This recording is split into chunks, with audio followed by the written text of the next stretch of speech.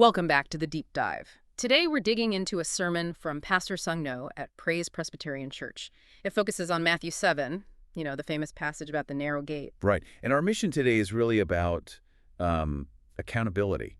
We're trying to measure our faith honestly by asking that tough question the sermon poses. The big one. Yeah, by truly walking the path of salvation. And right away, the source points out two really common ways we get this wrong. Two dangerous ways. The first is seeing salvation as just a one-time thing, like a heaven-bound ticket. A past event that gives you a license to just coast. Exactly. And the other extreme is the lifelong report card idea, Right. where you're constantly trying to earn it through your own efforts. Which is just exhausting legalism. Oh, yeah. Both views completely miss the point. The pastor says the correction is a huge shift in perspective. From being human-centered to God-centered. Precisely. If salvation is entirely God's work, his work of grace, then it's not on us to initiate it. Okay, but that brings up a question, right?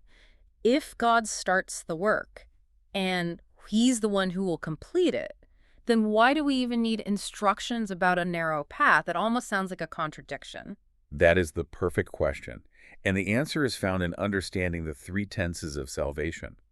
We have to be able to say, I have been saved, I am being saved, and I will be saved. Okay, let's unpack that timeline.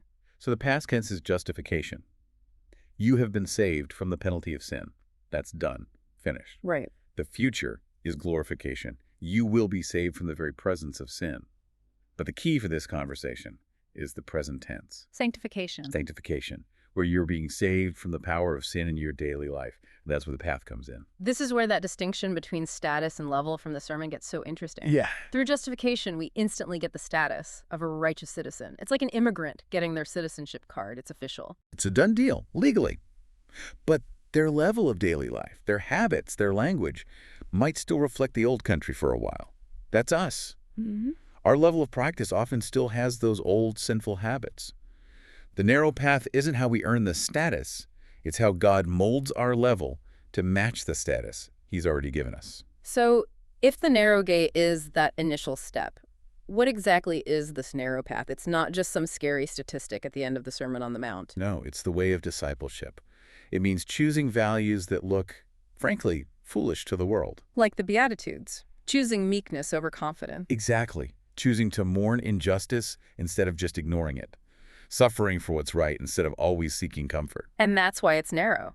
Because meekness looks like weakness today. Forgiveness can look like you're losing. It runs completely counter to our nature, to what our friends expect, and to the whole flow of the culture. Which means you can't just grit your teeth and do it on your own. You can't. And that's where Pastor Sung-no gave 4 really practical steps to sustain yourself on this path. So what fuels these countercultural choices day in and day out? First, he said, you have to fix your eyes on grace, not on your own effort. Grace isn't just the starting line, it's the fuel for every single step. Okay. Second, you have to hear the gospel anew every day. Don't just assume you know it. When it hits you fresh, you get this voluntary, joyful obedience, not obligation. And then that grace gets applied in 2 more ways, right? Third is yielding yourself to the Holy Spirit, that Christ lives in me idea. And fourth, you have to cherish what he calls the channels of grace. The word, prayer, worship, fellowship. Yes, they're not duties, they're strength builders. They make the path not just bearable, but actually rich and joyful. So let's bring this home for everyone listening. The sermon talked about the 2 doors you face every week. Yes, you have to get specific. This week, is it a choice between honesty and a little extra profit at work? Is it revenge versus forgiveness in a family argument? And the danger is that the broad path, the easy choice, it always sounds so reasonable. Everyone does it. It's not a big deal. I'll do the right thing later when I have more time, more money. So here's the exercise from the sermon. Take out a piece of paper and draw a line down the middle. Okay. On one side, write the broad path choice you know you're going to face this week, the easy excuse. And on the other, write the narrow path choice, the hard obedience. And then pray for the courage to choose it. Because that command, enter through the narrow gate, it's not a threat. It's actually an invitation to walk with Jesus. He's the one who starts and finishes our faith.